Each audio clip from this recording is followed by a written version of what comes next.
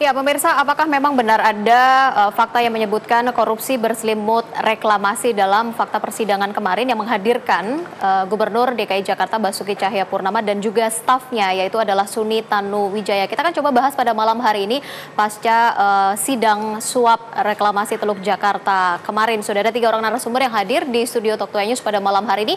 Saya perkenalkan terlebih dahulu seorang pengamat hukum. Di sana ada Mas Reddy, Ahmad Reddy, begitu. Kemudian di sampingnya sudah ada juga dari ICW ada Mas Donald Faris yang kemarin juga sudah sempat hadir ya, Mas Donald ya. Kemudian ada juga Bang Masinton Pasaribu, seorang anggota Komisi 3 dari DPR RI. Selamat malam Bapak-bapak. Terima kasih sudah hadir pada malam hari ini. Sudah menyaksikan secara keseluruhankah persidangan kemarin, Mas Reddy? Saya sepotong lah, tapi paling tidak apa yang disampaikan Pak Ahok di persidangan intisarinya saya bisa lihat lagi. Apa yang Anda tangkap? Fakta hukum apa yang Anda temukan dalam persidangan kemarin?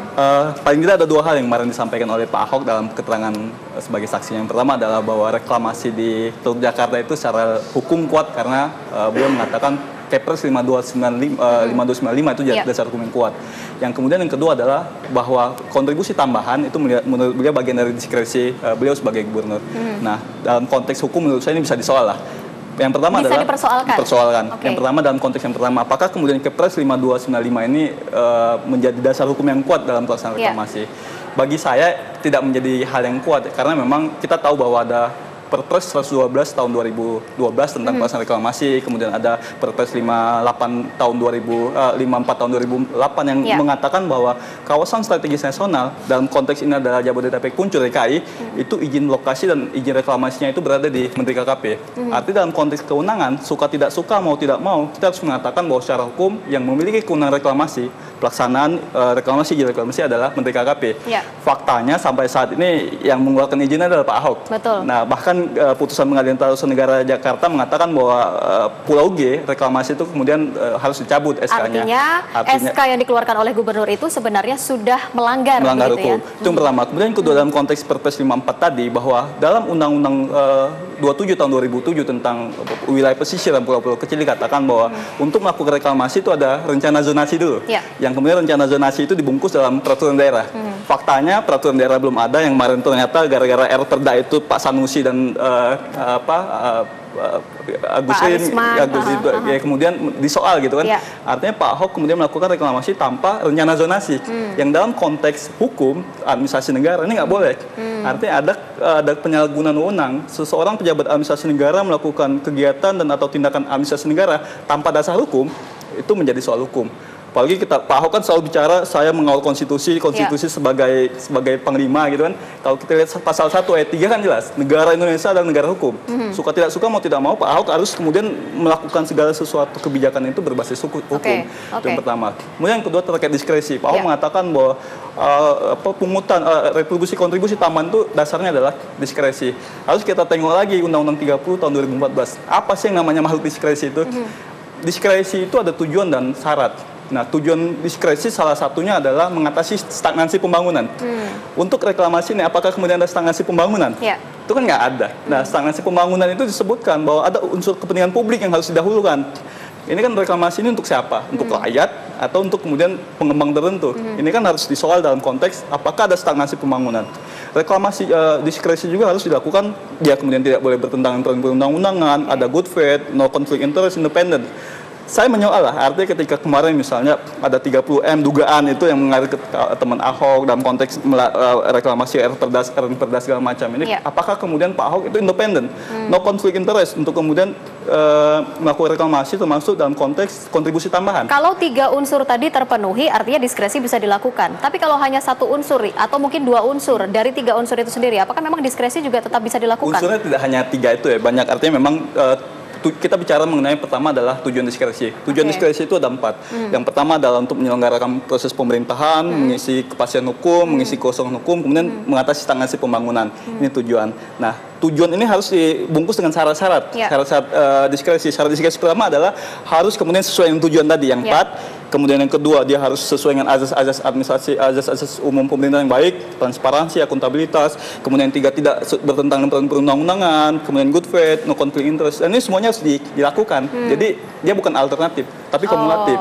Jadi semuanya harus ya clear and clean bahwa tujuan dan syarat diskresi itu bisa dilakukan. Jadi kalau kemarin Pak Ahok menyatakan bahwa ini adalah hak saya sebagai seorang gubernur untuk melakukan diskresi, ya, karena menurut dia ini adalah untuk kepentingan masyarakat atau kepentingan warga begitu, reklamasi ini. Ya, menurut saya nggak pas, karena kewenangan reklamasi kan bukan kewenangan beliau, kewenangan dari Menteri KKP. Kalaupun Menteri KKP kemudian ingin melakukan kontribusi tambahan tuh Menteri KKP saja yang melakukan diskresi itu, bukan dari Pak Ahok. Itu kira-kira. Oke, Mas Donald, kalau kemarin kita lihat juga dari pihak jaksa juga tidak menanyakan secara rinci begitu ya, dan tidak menanyakan secara detail terkait dengan proyek reklamasi ini sendiri begitu. Namun sudah langsung mengalihkan kepada pertanyaan-pertanyaan yang lain gitu. Sebenarnya saya melihat kemarin pertanyaan jaksa sebenarnya jauh di luar perkiraan kita. Mengapa demikian? Kalau kita baca dakwaan Arisman, kebetulan kami mempelajari, ada lebih kurang 20 halaman dakwaan jaksa penuntut umum kepada Arisman. Saya pada awalnya akan berpikir jaksa akan bertanya pada perihal apakah Ahok mengetahui pertemuan-pertemuan antara Sekda Prof, kemudian M. Taufik, kemudian ada Aguan, dan seterusnya. Tapi ternyata jauh melebar. Jauh melebar dari isu itu. Yang dikejar juga pada aspek apakah kebijakan reklamasi ini punya dasar hukum yang kuat. Kemudian bagaimana historisnya angka 15% itu muncul. Bagi saya ini satu sisi ada positif ada negatifnya. Positifnya tentu orang terjawab pertanyaan yang selama ini menggantung, apakah Ahok punya kewenangan untuk mengeluarkan izin, baik izin prinsip atau izin pelaksanaan terkait dengan reklamasi. Tentu jaksa tidak mungkin akan berdebat dalam forum pengadilan karena bukan wilayahnya di situ. Dia hanya menjelaskan fakta hukumnya dia ketahui. Tapi menurut saya di luar penjelasan Pak Ahok ada memang hal-hal yang bisa diperdebatkan secara hukum. Mulai dari aspek kewenangan. Ini yang paling fundamental menurut saya sebelum kita bicara soal kontribusi tambahan yang 15%. Pertanyaan paling mendasar, apakah seorang menteri punya kewenangan, seorang gubernur punya kewenangan untuk memberikan izin dalam hal izin prinsip atau izin pelaksana reklamasi. Saya setuju dengan Mas Reddy bahwa kalau kita lihat acuan yang selama ini digunakan oleh Pak Ahok kan mengacu kepada Kepres 52 tahun 95. Padahal ada dua kali setidaknya aturan-aturan, kalau kita baca azas, aturan yang berlaku kemudian akan menyampingkan aturan yang berlaku sebelumnya. Kalau kita baca dalam pasal 16 Perpres 122 tahun 2012 jelas menyebut kewenangan reklamasi di kawasan strategis nasional KSN dan reklamasi yang melewati lintas provinsi itu berada kewenangan pada seorang menteri. Sehingga menurut saya perdebatan 15% menjadi dalam tanda petik tidak lagi relevan. Kenapa? Kalau dia tidak berwenang mengeluarkan reklamasi, bagaimana kemudian berwenang untuk memungut kontribusi tambahan 15%? Hal yang paling fundamental saja tidak punya wenang, apalagi kemudian memungut angka 15%. Walaupun saya melihat Pak di sisi yang lain, jadi sisi kelemahan secara hukum nampak, tapi di sisi kelemahan yang lain menurut saya adalah bagaimana kita ditunjukkan dalam fakta persidangan tersebut, bagaimana anggota dewan punya intensi untuk menggerogoti kebijakan untuk menghasilkan uang. Maksudnya seperti apa? Kan kita lihat di situ bagaimana angka 15% itu menjadi alat negosiasi bagi anggota dewan. Ini kan mencari rente dalam proses legislasi, mencari uang dalam proses legislasi. Kemudian mengkonversi nilai 15% itu menjadi uang dalam tanda petik. Maka saya yakin kasus ini tidak hanya Sanusi saja. Akan banyak melibatkan politisi-politisi lain di DPRD Provinsi DKI tentunya. Tugas KPK lah kemudian membongkar kasus ini pada epicentrum yang lebih luas di pihak swasta, di pihak pemerintah juga kalau itu ada, dan di pihak DPRD Provinsi DKI. Yang menjadi menarik juga adalah terkait dengan 15%. Tadi Anda sudah sempat menyinggung itu ya. Kemudian ketika ditanyakan kepada Pak Ahok, di mana apa sebenarnya menjadi dasar begitu ya angka 15% itu sebenarnya keluar. Padahal sebenarnya dari pihak pengembang juga tidak ingin adanya angka 15% itu sendiri gitu.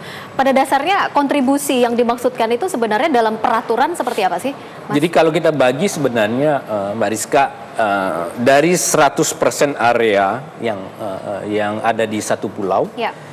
Itu kan dibagi 5% itu kewajiban pengembang, kemudian 45% fasum, sisanya 50%. Itu sudah diatur dalam 50% itu sellable area, area yang bisa diperjualbelikan. Nah, Pak Ahok kan mau mengejar 15% dari sellable area ini.